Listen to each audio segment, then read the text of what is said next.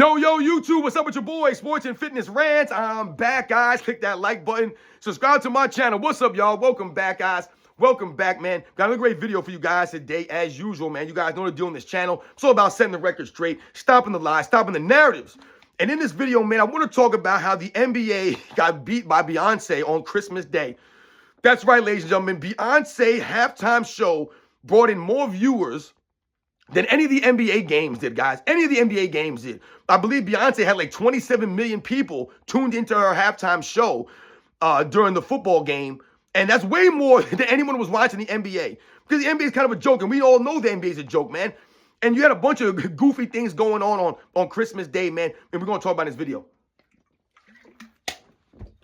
And I want to thank you guys, man. Everyone across the world, everyone across the states has been supporting my channel. Once again, guys, I am truly humbled by all support, man. It really means a lot. So much respect to all you guys out there, man. And you guys know what to do, man. Turn the volume all the way up. Hit that play button. Remember, these videos are for educational purposes. And let's roll. So, yes, guys, man, happy holidays to everybody out there, man. A happy new year to everybody.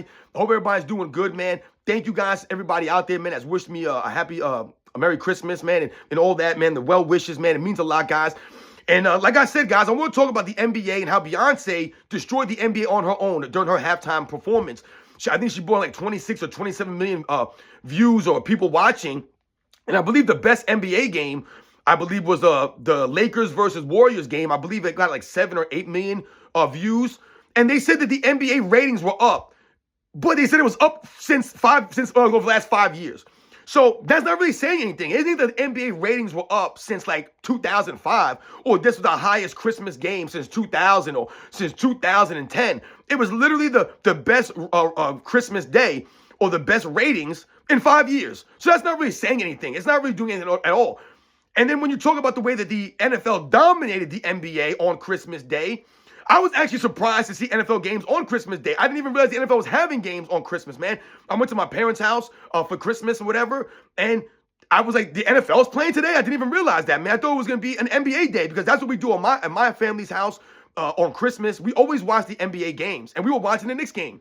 And once again, when we talk about the NBA and the problems for the NBA, it kind of came to a head on Christmas Day. And what am I talking about?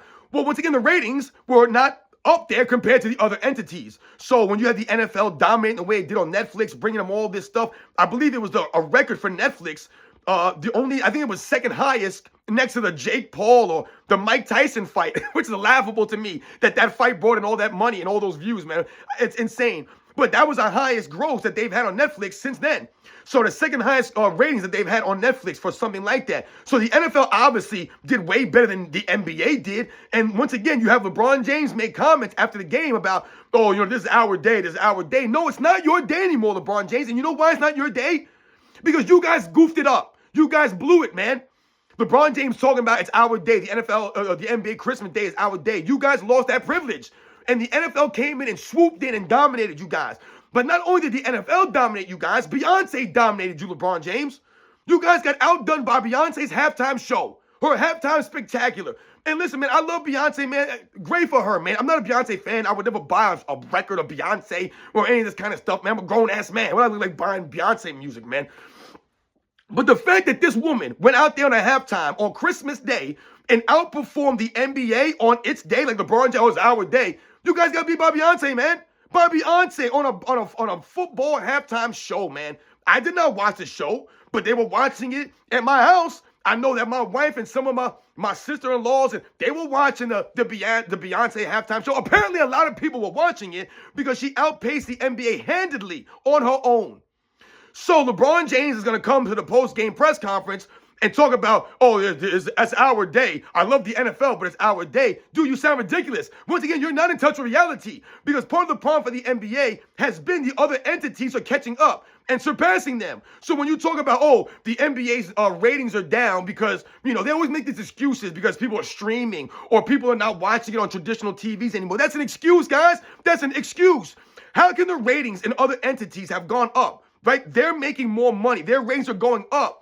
But the NBA is going down, but they're making excuses for the NBA. So you're saying that the NBA is the only league that is affected by the ratings? None of the other leagues are affected by those numbers? They don't have people watching streaming. They're not streaming the NFL or any other stuff. It's only an excuse for the NBA. You guys sound ridiculous, man. Because once again, that's an excuse because that's not accurate. That's not true.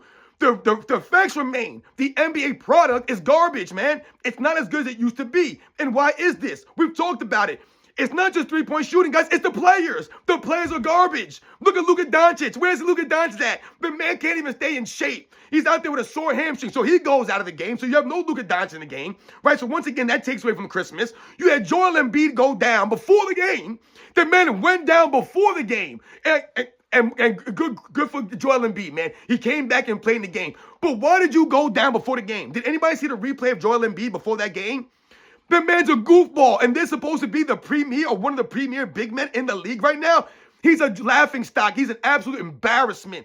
This dude was doing a fadeaway one-legged three in warm-ups. In warm-ups. This is what we're practicing? One-legged fadeaway threes, and then you step on someone's foot and fall down, and then you're laying on the floor for what? 5, 6, 7, 8, 9, 10? I don't even know how long the man was down. This is what I'm talking about these guys, about Joel Embiid and a lot of these other guys. They go down, they don't pop right back up. They go down, they stay down. They stay down, they roll around, they milk it all the time. They're like soccer players, man. When I was growing up, I told you guys, the soccer players were floppers. They were known as soft. The Europeans were known as soft, man. Soft, because they were soccer players. They were floppers. They were always rolling around. They get grazed and they throw themselves on the ground. Now we have that in the NBA. These guys get grazed, they go flying onto the floor. Joel Embiid doing a fadeaway one-legged three in warm-ups. This is the game that you're practicing? These are the shots you practice in warm-ups? And once again, you look like a goof. Once again, not aware of your surroundings. That was no one else's fault but Joel Embiid. This man went through it was roped off that section. And he still fell through it. What are you doing out here? And like I said, this is supposed to be one of the premier big men in the league. It's an absolute joke, man. And this is why I laugh when people talk about these guys today. Oh, Nikola Jokic and all these other guys, Rudy Gobert, Karl Anthony Towns. These guys are a joke, man. These are not real legit big men. Where's the competition at? Joel Embiid's a goof. This guy would make in the 90s and the 80s, but that soft stuff? Come on, man. Get out of here, man. I tell you, this guy's a joke, man. So you have Luka Doncic go down. Where's Zion Williamson? Still ain't playing. Joel Embiid goofs around. And you had Victor Wembanyama go out there, and I told you, we were watching the Knicks game at my house. We were watching Knicks versus Spurs. And my goodness, man, I did a video about Victor Wembanyama the other day and how he's becoming part of the problem. And what does he do? He told me to hold his beer. He's like, okay, Sports and Fitness Ranch, you say I'm shooting 2 main threes?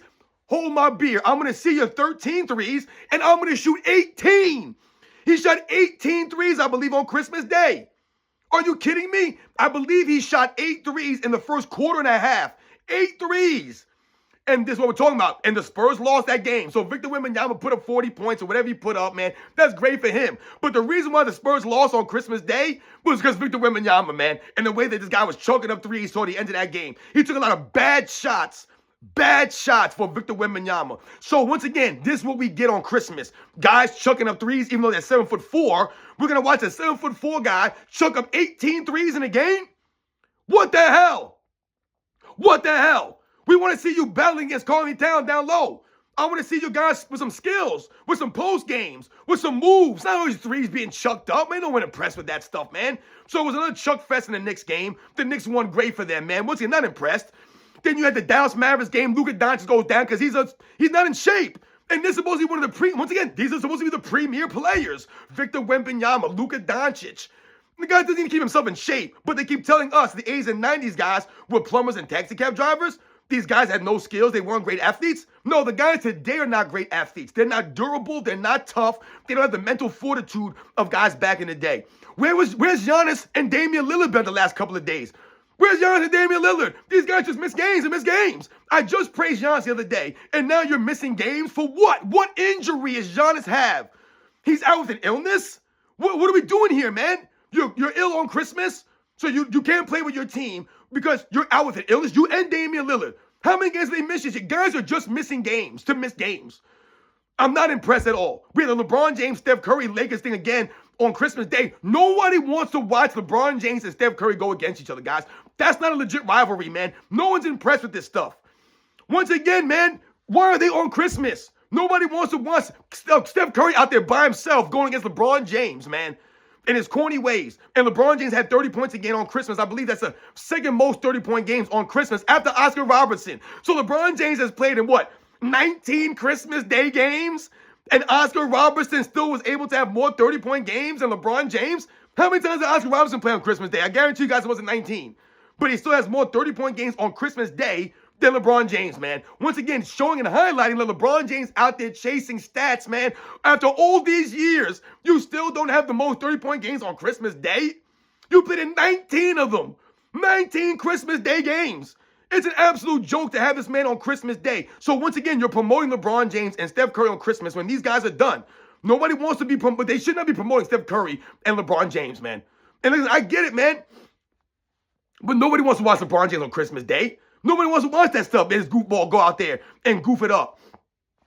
Who wants to watch this nonsense, man? Like my man AOH said, nobody wants to watch these guys go out there. And the NBA had a ratings problem because the NBA sucks, man. These guys suck. The players are terrible, right? They're just terrible, man. And LeBron James talking about the NFL on Christmas our day. It's not your day anymore, guys.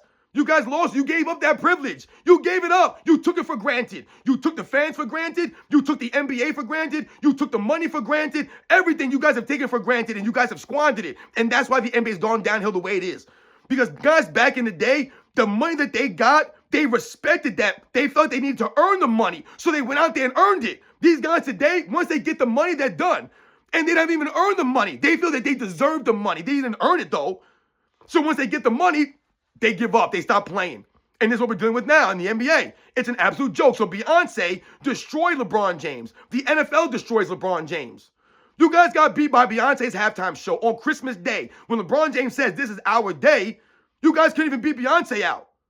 And you guys got destroyed by the NFL. Destroyed. And those weren't great games. All those games weren't great.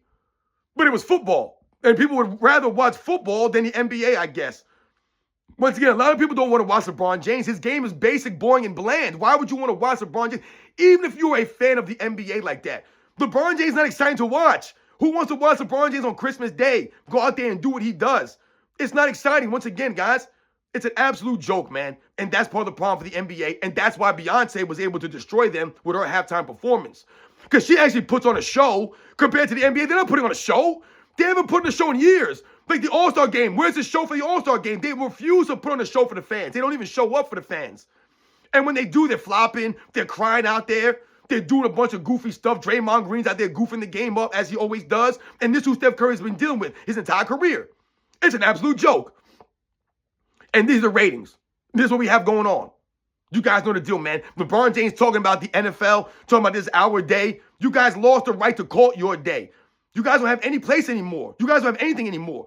You guys don't have All-Star Week. Remember, the NBA All-Star Game used to be the premier All-Star game across all sports, guys. Across all sports. Baseball, hockey, football. It was the NBA All-Star Weekend. It was the premier All-Star Weekend. The All-Star Game across all sports. And they lost that cachet. They lost that. Just like they lost Christmas Day.